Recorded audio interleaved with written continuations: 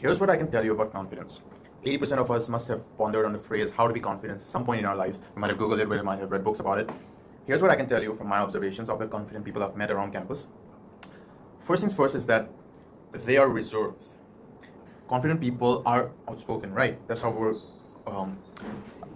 mental image about them. But what I've mostly observed is a lot of confident people are reserved. They let the attention come to them, they aren't actively seeking attention.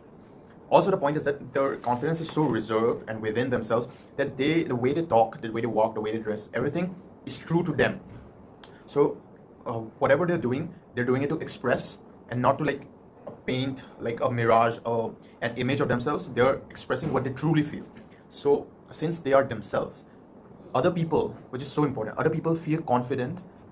I would rather say other people feel comfortable being themselves because they do not have the pressure. They do not have the pressure of putting up a front. They let other people feel comfortable being themselves too, which adds to their perceptiveness of confidence.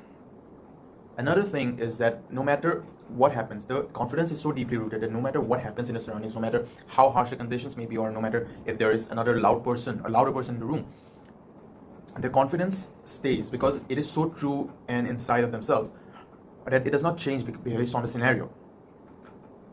What else? Truly confident people aren't looking to prove something. They listen more.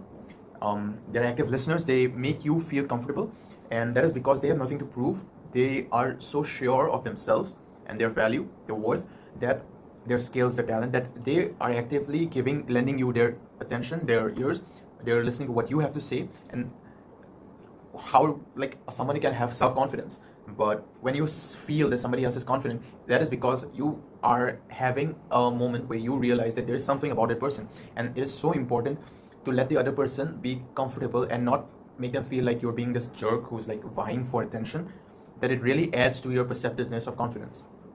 Now, self-confidence and confidence are really like the two sides of the same coin, but being perceived as confident really comes from being reserved, being true to yourself, and letting other people express themselves and make comfortable around you.